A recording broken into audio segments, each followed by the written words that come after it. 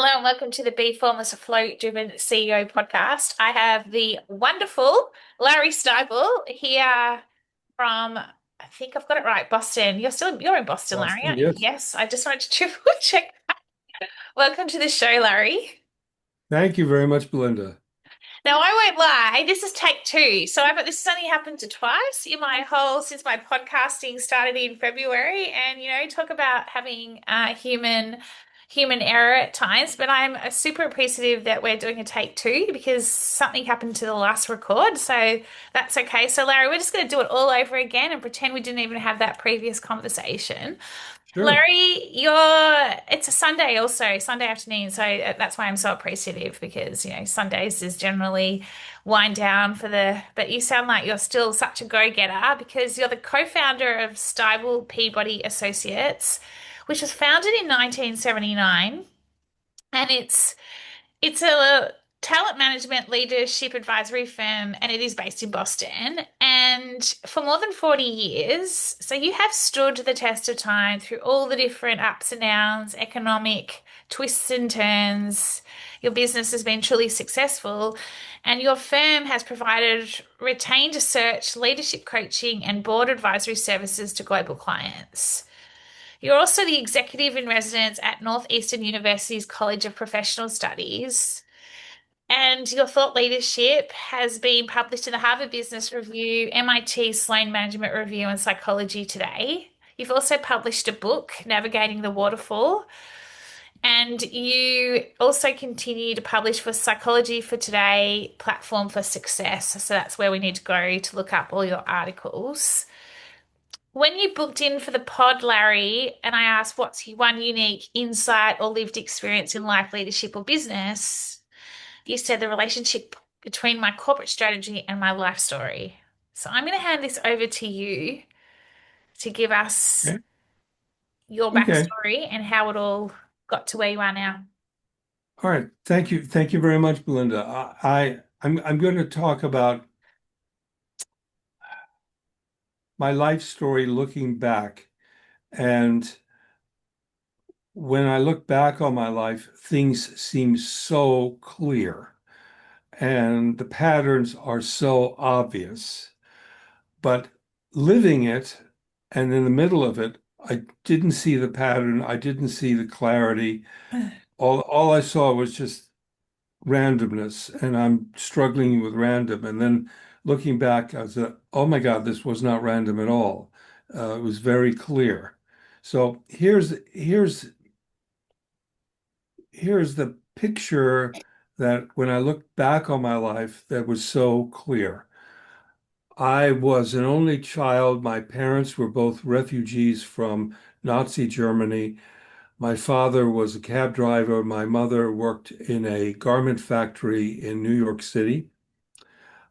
As an only child, my father put a lot of expectations on me to achieve the American dream, which is the next generation will be better off than the last generation. Yeah. That's the American dream. Also, my father totally, completely was rah-rah American and American science. After all, they rescued him from the hands of the Nazis. They brought the war of World War II to conclusion because of their atomic power. How can you beat American science? Yeah. So when I was in the sixth grade, I mean, age 11, I was in class and the teacher sent out an exam and said, she didn't say what it was. And she said, do the best you can. And that was it. That was the only instructions. Of course, in retrospect, I now know what that exam was. It was an IQ test. Mm. And when I went to the seventh grade, the New York City public school system had a tracking system. So if you were in 7-1, you were really good. If you were 7-2, you're not as good as Wow. 7-1, but you're Yeah. better than 7-3. And I was in 7-14 out of 18 classes.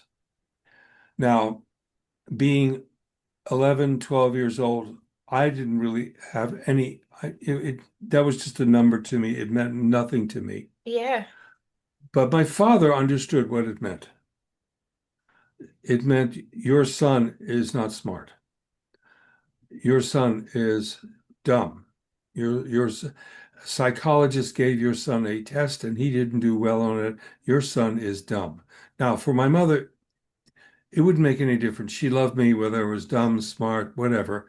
But for my father, it made a big, Mm, big difference. mm, And so I grew up thinking I was dumb, um, thinking and my father treated me like I was dumb. And he had a lot of contempt for me. And he would say things like, "Oh, you screwed that up again, Larry. Can't you do anything right? Um, I'm so disappointed in you." That's what it was like growing up. It stayed that way until the sophomore year in high school when I took a regular English class and I turned in a paper and the English teacher asked me to stay after class. And she looks at me and she says, "You don't belong in this class. You belong in honors English. I'm gonna I'm gonna get you into honors English." And I went, "Oh, okay." And that was the first time an authority figure said, "I have confidence in you. mm. I think you're special." Nobody had ever said that to me. How old were you then, Larry? Like, what was that? What age had you turned at Well, that? I was a sophomore in high school, so maybe 16, 15. Um, and that confidence that she gave me really spurred me on. And by the time I was a senior in high school, I was the editor-in-chief of the high school paper. I love it. So And then I went on to college and then got a master's degree. And the capstone was I got a doctorate in psychology at Harvard University. amazing. And and my father was in the audience. And this was, again, I wasn't thinking about this at the time, but in retrospect, this was my way of saying. I And it love took that. me a long time to do that. I still felt a victim of the imposter syndrome, Yes. that I basically tricked Harvard University and I could pull the wool over anybody's eye. Um, it was only when my daughter got an MBA at Stanford University and I went to the graduation that I suddenly realized I must be smart. I mean, Doing something right.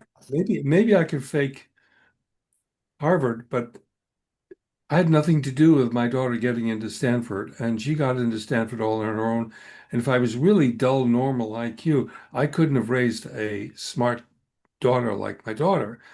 And that's when it really sort of, oh, I really am smart. I'm not faking it.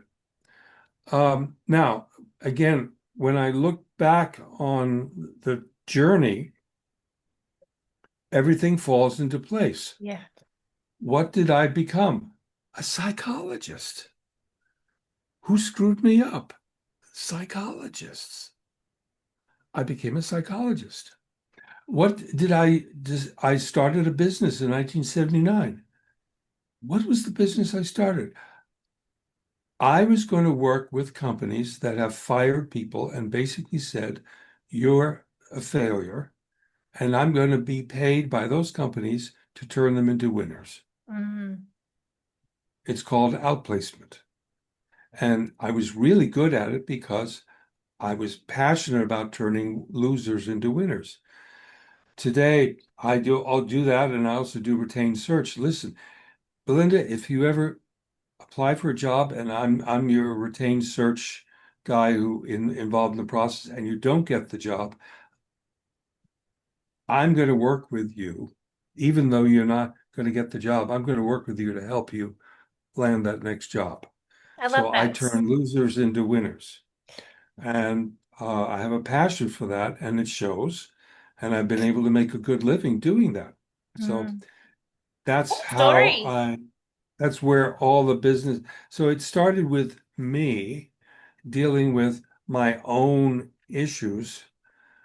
And I think the psychologist's word is projecting outward and turning it into a business. Or as we say in the United States, and I'm sure there's an Australian word for it, when life hands you lemons, you make lemonade.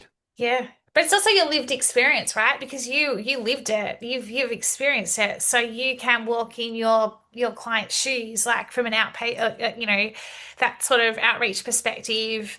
You've you've had that feeling of failure, and yet that's that imposter syndrome. It's all of that. And there's something else within you that is untapped, and you have to go in and work out what that is. I want to ask around faking it because you brought that up and you thought you'd faked the system, you'd like everybody. Was that something that had like when you at 16 were told that you were going to be upgraded into, honors English? At that point, did you think that, like, was the imposter syndrome? I mean, obviously it was there from a confidence perspective, etc. But this faking it piece, right? Like, do you think you were wearing a mask, and were you doubting yourself the whole way through, even when you got the chief in editor, all of that? Like, I want to understand a little bit about the inner I psyche of faking it. let, let me deal with the imposter syndrome in two at two levels. The Yeah, first is me, but then let me deal with the imposter syndrome in a more yeah, general way. Um, sure, I felt I had fooled the English teacher, and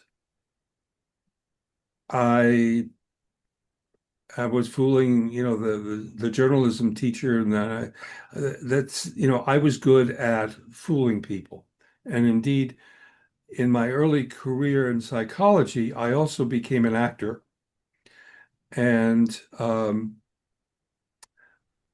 so I could take the role that was required. And my favorite author is John Le Carre, which, if you understand how I don't know if you've ever read any of his spy books. no, He's a famous writer. He writes a lot about spies, but he, his characters all are imposters. They're all pretending to be something other than, and they understand that they are because they're spies.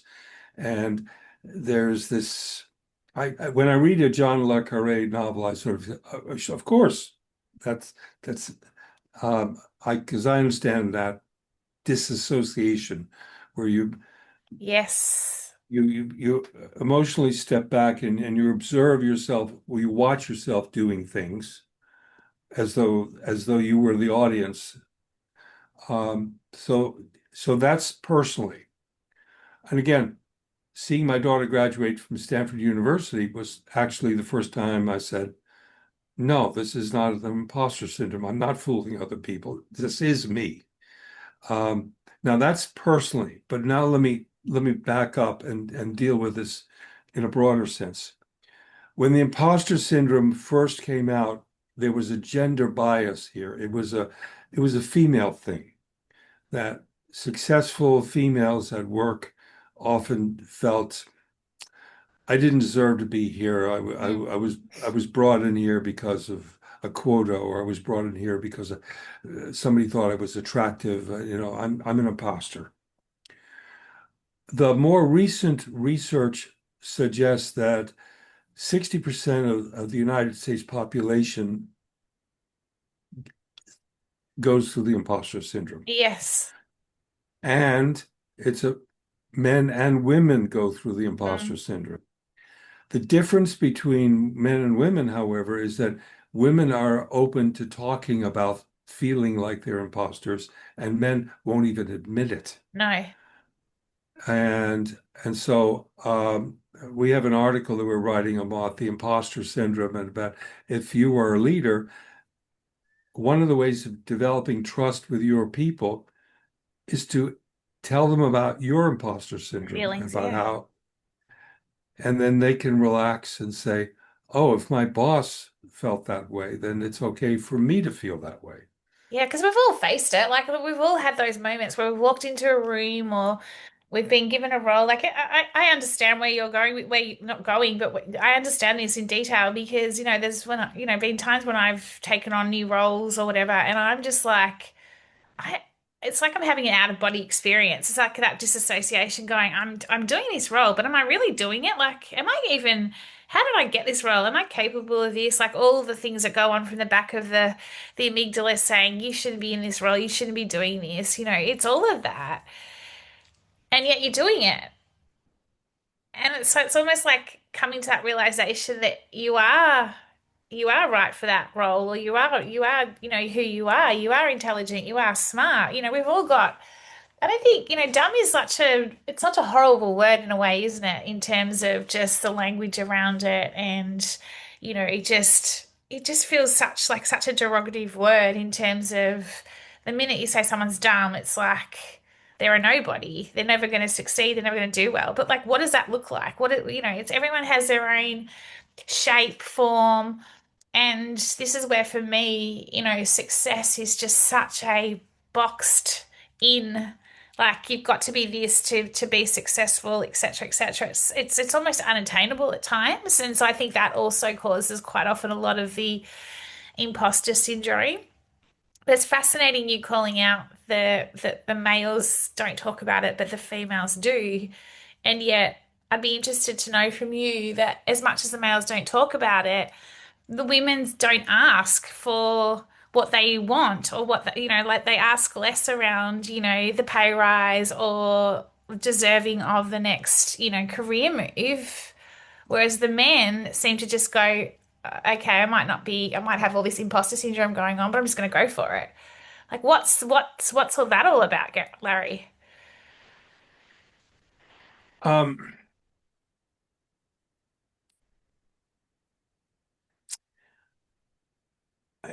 I think it's the imposter syndrome, and that is the men have it, but it tells them you have to exude confidence, even if you don't feel confident. So you have to exude confidence by saying, I deserve more money. I deserve a higher pay. And women are more reluctant to exude confidence. There's the word confidence and competence sound the same, but they're not the same. And men tend to exude confidence more than they're actually competent. Mm. And that hurts women who don't exude that confidence. They're just competent. Yeah. And you need to, I mean, I find, the time I spent being a professional actor was a very well spent time because I can I can disassociate myself and sort of say, Larry, in order to win this assignment, in order to get this client, you need to exude a certain confidence that you don't really feel. Do you still battle with it? Like, do you still have those, like, do you still disassociate? Like, do you still have confidence at times struggles, or are you completely comfortable in your own skin now? And the reason I ask this is, does it ever plateau out? Does it ever get to a point, do you think, that you just go, okay, I'm comfortable in my own skin. This is who I am. Do you know what I mean? I know exactly what you mean. I'm just going to talk about me, but I think I'm not unique in this. At different times in my life, I have had different missions in my life. So one mission was, I'm going to get a degree I'm going to become a psychologist. Then I'm going to establish a business and I'm going to make it successful. Um, and then it was, I'm going to be a good father and I'm going to make enough money so that my daughter can go to whatever college she wants and money's not, she can do whatever she wants and money's not going to stand in her way. Those were my missions. And as long as I had those as missions, that was my driver. Mm.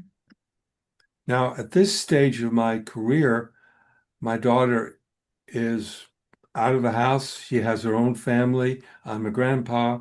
Okay. Um, I've uh, I've been told by my advisor I'm really rock solid in terms of finance. I don't have to worry about outliving my money. And then all of a sudden, my mission has changed. Yeah. And my mission is I want I want my daughter and my grandchildren to have happy memories of me. And so all of a sudden, if somebody wants to work with me, that's fine. And if they don't want to work for me, that's fine. So interesting, isn't it? It, it, I think it really revolves around my missions. One of the things I tell my clients Yes. to read Man's Search for Meaning by Viktor Frankl. Yeah. And Viktor Frankl was a psychiatrist in Vienna, Austria rather, Yeah. who, when Hitler came to power, he said, "Oh, this Hitler, he's not serious." And of course, he was wrong. Hitler invaded Austria.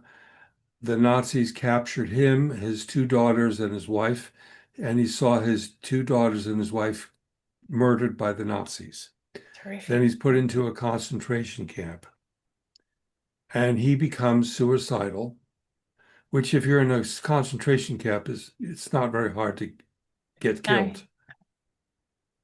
And then all of a sudden he says, there's a group of these prisoners who are determined to live, whereas I want to die. Why do they want to live? I don't understand. What keeps them going when they're surrounded by people who want them dead? And so he said, my mission is to survive the Nazi camp and write about these people who are determined to live.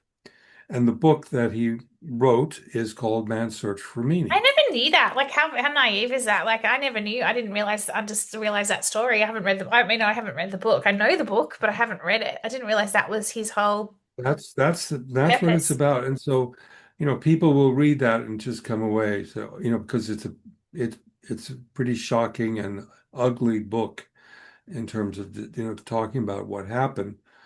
But it gets it gets into issues about why are you here?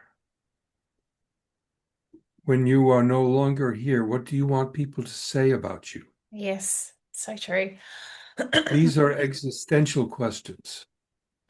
It's not, oh, I want to be a CPA and I want to be a partner at the firm and I want to make a lot of money. No, no, it gets deeper than that. Who are you? What do you want to be remembered for? And to me, those are the drivers. And so are they, I want to switch up, but are they in terms of connected back to what you're doing with the people you work with? Like, are they the sorts of questions that you ask them? Like, do you get them to explore as part of, Absolutely. Yeah, working with them? sure. And When we're working on outplacement, somebody will come to me and say, I was a vice president of human resources at in a AI company. Now I want to be a vice president of human resources at another AI company. And I said, wait a second, hold on. Let's just talk about first what what kind of life do you want? If they're married or they have a partner, we said let's get the partner in the process. And just what do you want? What's going to be the, the best day of your life 5 years from now? What's it going to look like? Where are you going to be? What are you going to do?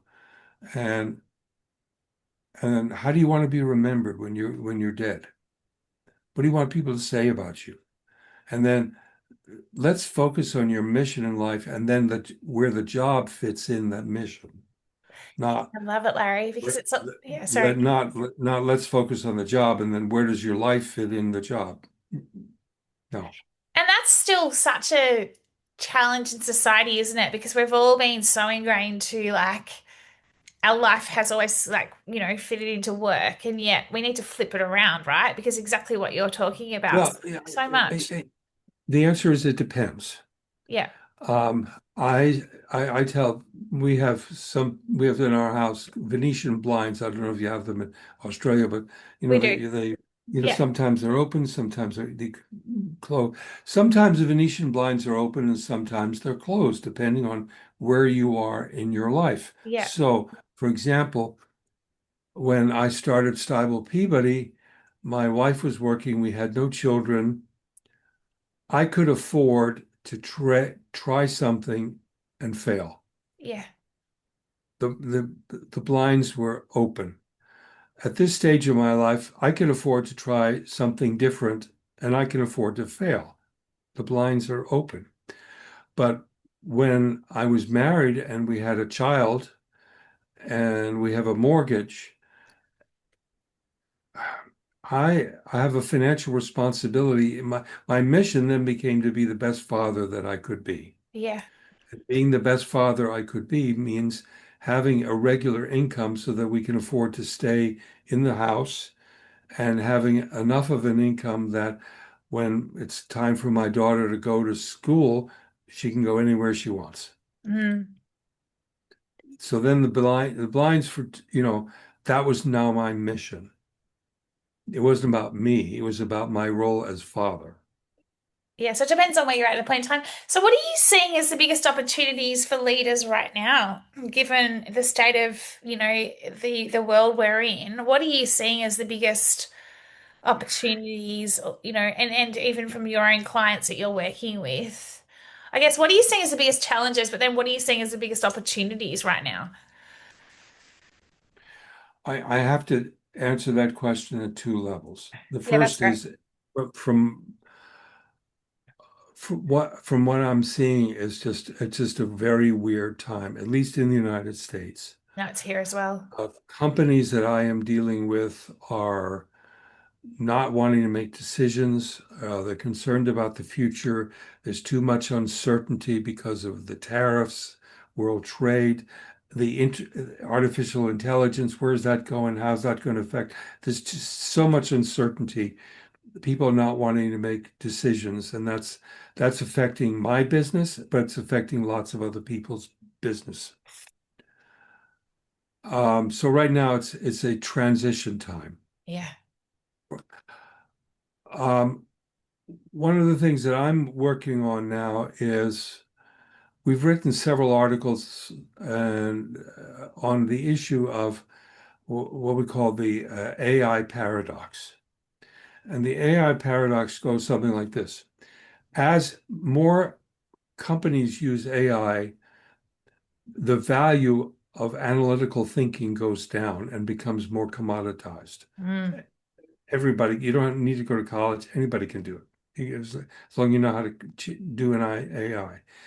As AI becomes more used, it's increasingly more difficult for companies to differentiate from each other on the basis of technical competence because all companies will be able to produce pretty good stuff thanks to AI. Yeah. As AI increases, people will no longer be able to trust what they see or what they read. That's happening right now. Yeah, exactly. So true.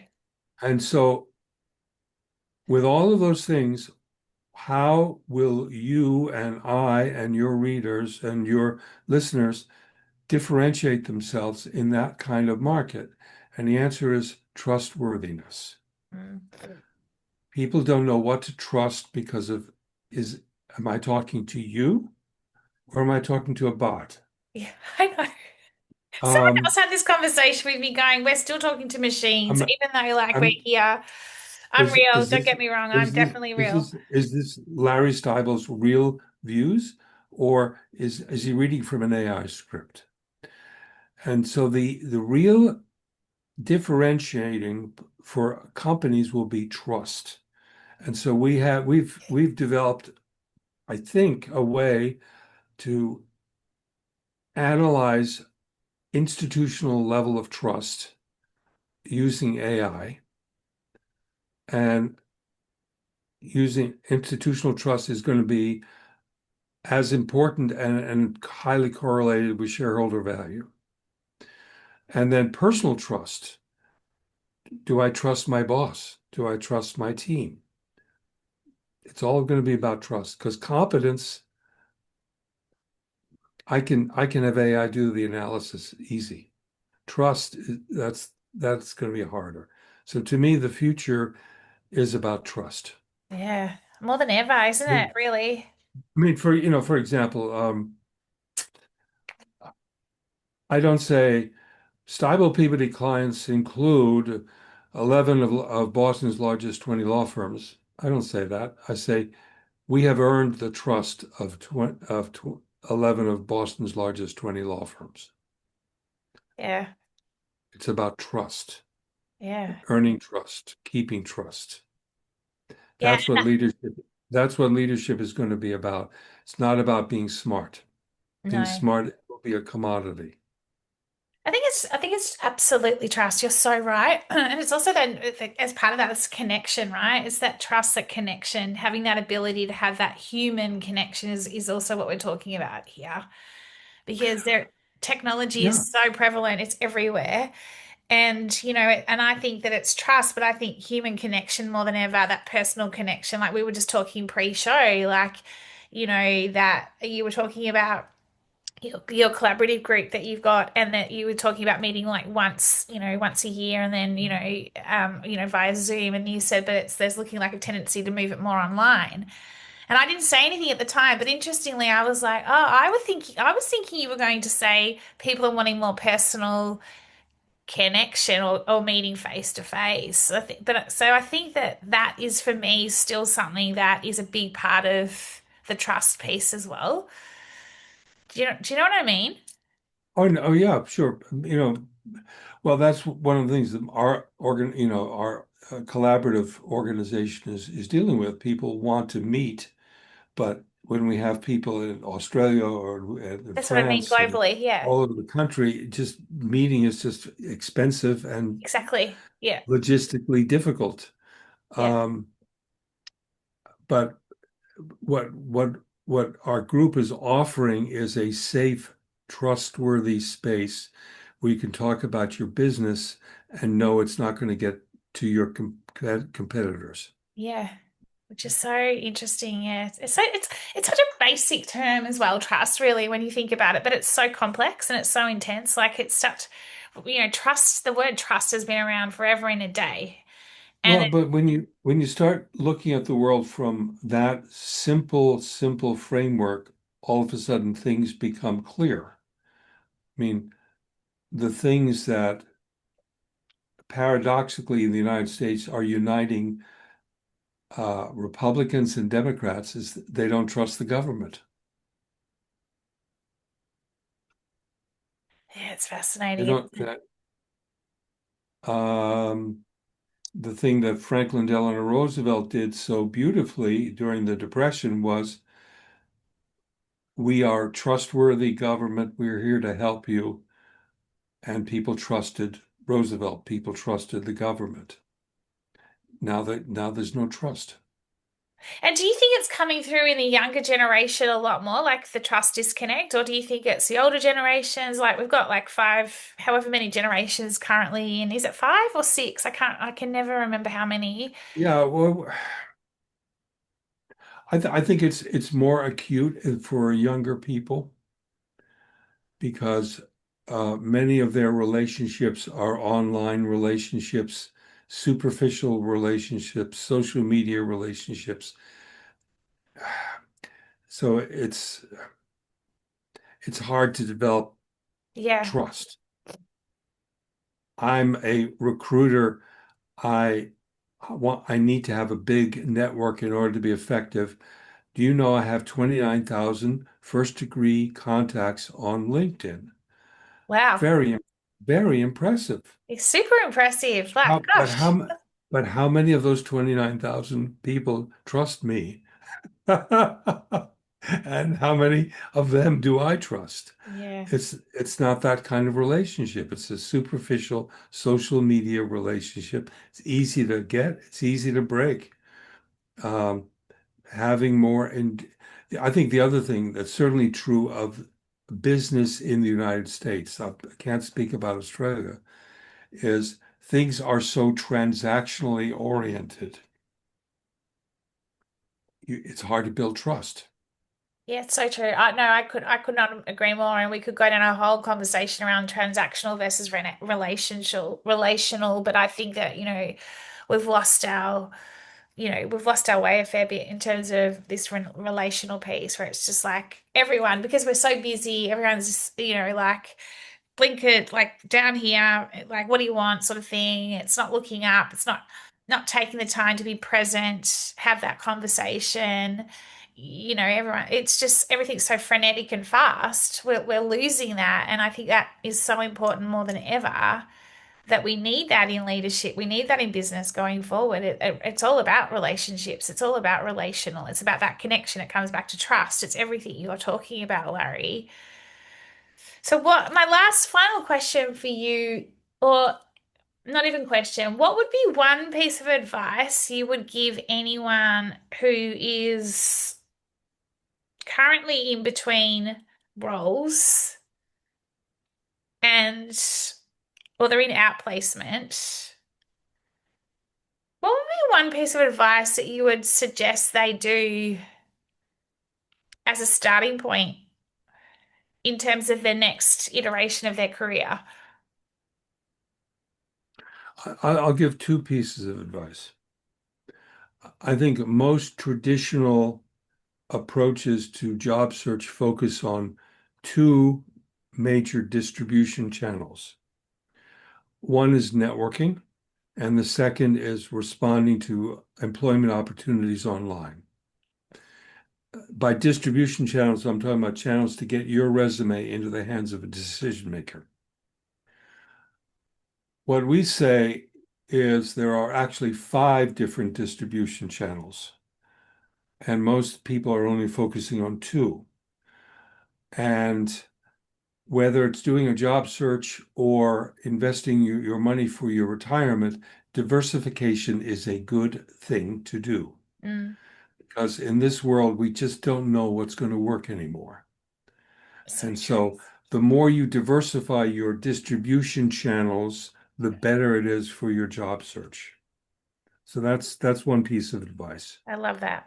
Again, our book, Navigating the Waterfall, which anybody can get on, it's like $10 and it's on Amazon. That explains the different distribution channels.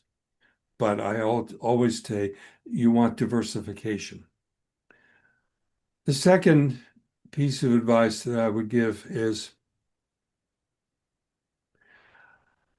when I grew up, and maybe when you grew up, there was something called the ladder of success. Yes. And the ladder of success is a linear model where you climb one step to the next step to the next step to the next step. And that model, the visualization of progression always up, it doesn't fit the 21st century. It's No, not going to work. so true. And you will be disappointed, you will be bitter, and you will feel a failure if you use that model. And the model that I use is skiing. Um, when you're skiing, The moguls, the you're really going this way, investing, not yeah. not at least for me, I'm going this way, not this way. And when as you're skiing, you're skiing off different kinds of snow. Sometimes it's ice, sometimes it's packed powder, Good, some Larry. and the idea is you have to be flexible And fluid. as you are going because you're going to encounter different things. And if you just lock your knees and say, I'm going to go straight down, you won't be successful. And so the model that we have is you got to think about it like skiing on different terrains, and you have to be flexible, which is what you are talking about in your work. Yeah, How do you non-linear, be traversing. I love it. It's hitting the mogul. You hit moguls at times. sometimes it's a bump and it like hurts, and then the next time you're back up again, you're bouncing forward, you're traversing. I love the skiing analogy. I hadn't heard that one before. It's heard about the And and career the, wall. and the thing about traversing is that when you hit those moguls, when you hit those bumps, when you get over, rocks, these are not weird. It's part of skiing. It is what it is. Whereas if your mental model is a ladder, if I'm not going straight up, it's got to be something wrong with me. So we have the wrong mental model. So many good insights, Larry. Thank you so much. How do we find out more about you? How do we find out more about Stybel Peabody and where to get your read your articles from? Uh, but two, whether one is stybelpeabody.com, Stybel, stybelpeabody.com. The second way is just go to your favorite search engine and Google Psychology Today Platform for Success, and you'll see all the articles we've ever written. The third way is go into Amazon.com and type Navigating the Waterfall.